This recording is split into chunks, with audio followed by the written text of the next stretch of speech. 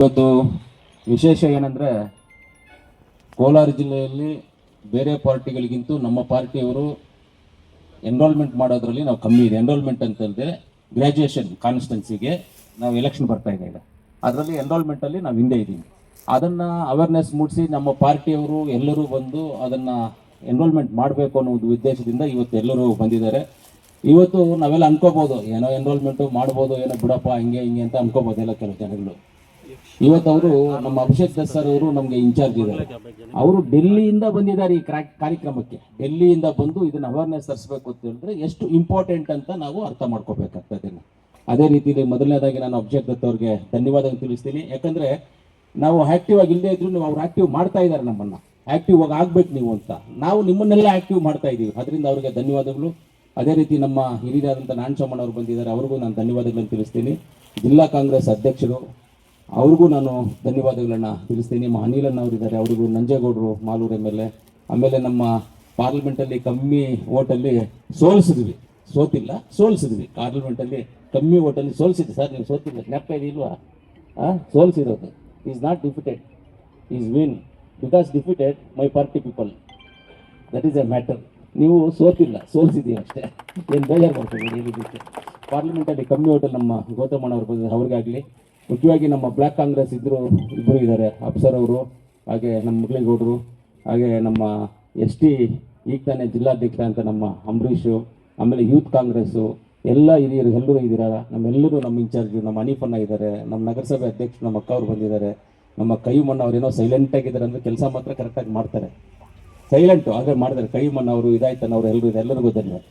ಇವತ್ತು ನಾವು ಏನಕ್ಕೆ ನಾವು ಎನ್ರೋಲ್ಮೆಂಟ್ ಮಾಡಬೇಕು ಗ್ರ್ಯಾಜುಯೇಷನ್ ಅಂತ ಹೇಳಿದ್ರೆ, ಇವಾಗ ಚುನಾವಣೆ ಬರೋದ್ರಿಂದ ನಮ್ಮ ಪಕ್ಷದಿಂದ ಒಬ್ಬ ಅಭ್ಯರ್ಥಿಯನ್ನು ಹೈಕಮಾಂಡು ತೀರ್ಮಾನ ಮಾಡಿ ಕಳಿಸ್ತಾರೆ. ಅದು ಯಾರನ್ನಾದ್ರೂ ಕಳಿಸ್ತಾರೆ.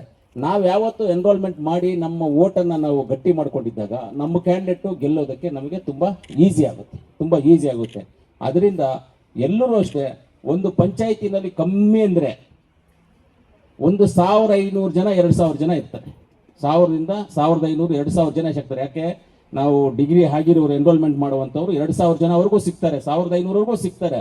ಆದರೆ ನಮಗೆ ಅಂತ ಬೇಕಾಗಿರೋರು ಅದರಲ್ಲಿ ಒಂದು 700-800 ಜನನ 1000 ಜನನ ಸಿಗುವಂಥದ್ದು ನಮಗೆ ಖಂಡಿತವಾಗ್ಲೂ ಆಗುತ್ತೆ.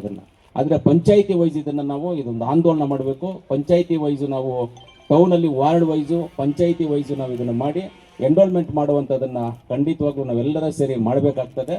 ಇದರಲ್ಲಿ ಯಾವುದೇ ಡೌಟ್ ಇಲ್ಲ. ಯಾಕಂದರೆ ತುಂಬ ಇಂಪಾರ್ಟೆಂಟ್ ಇದೆ ನಮಗೆ.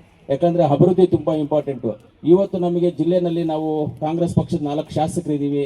ಅದೇ ರೀತಿ MLCಗಳು ನಾವು ಇಬ್ಬರಿದ್ದೀವಿ. MLCಗಳು ಕಾಂಗ್ರೆಸ್ ಪಕ್ಷದವರು, ನಮ್ಮ DT ಶ್ರೀನಿವಾಸ್ ಅವರು, ಅನಿಲಣ್ಣ ಅವರು MLCಗಳಿದ್ದೀವಿ ನಾವು. ಅದ್ರ ಜೊತೆಗೆ ಇನ್ನೂ ಒಂದು ಕೈ ಬಲಪಡಿಸಿ, ಅದು ಬಿಟ್ಟು ನಮಗೆ ಹಿರಿಯರಾದಂಥ ನಜೀರಣ್ಣ ಅವರಿದ್ದಾರೆ. ಅವರು ಬೆಂಗಳೂರಲ್ಲಿ ಇವತ್ತು ಏನೇ ಕೆಲಸ ಬೇಕಂದ್ರೆ ನಮ್ಮ ಮುಖ್ಯಮಂತ್ರಿಗಳ ಹತ್ರ ಮಾಡಿಕೊಡುವಂಥದ್ದು ಅವರಲ್ಲಿ ನಮ್ಮ ನಜೀರಣ್ಣ ಅವರಿದ್ದಾರೆ. ಅದರಿಂದ ನಮಗೆ ಇನ್ನೊಂದು ಪ್ಲಸ್ ಆದರೆ 4 ಜನ MLCs ಆಗ್ತೀವಿ ನಾವು, ಟೋಟಲ್ ಆಗಿ 4 ಜನ ML. ಆದ್ದರಿಂದ ನೀವೆಲ್ಲರೂ ಸಹಕರಿಸಿದ್ರೆ ನಾವು ಖಂಡಿತವಾಗ್ಲೂ ಗೆಲ್ಲೋದ್ರಲ್ಲಿ ಏನೋ ಡೌಟ್ ಇಲ್ಲ. ಎಲ್ಲ ತಾಲೂಕಲ್ಲಿ ನೋಡಿ, ಅವ್ರು ಡೆಲ್ಲಿಯಿಂದ ಬಂದು ಇದನ್ನು ಮಾಡ್ತಾ ಇದ್ದಾರೆ ಅಂತ ನಾವು ಇಲ್ಲೇ ಇರೋರು ನಾವು ಯಾಕೆ ಮಾಡಬಾರ್ದು? ನಾವೇ ಇದಕ್ಕೆ ಮುಂಚೆನೇ ಮಾಡ್ಬಿಡ್ಬೇಕಾಯ್ತು ಕೆಲಸ. ಸರ್ ನಾವು ಮಾಡಿಬಿಟ್ಟಿದ್ವಿ, ನೀವು ಬರಬೇಡಿ ಅಂತ ಹೇಳ್ಬೇಕಾಗಿತ್ತು ನಾವು.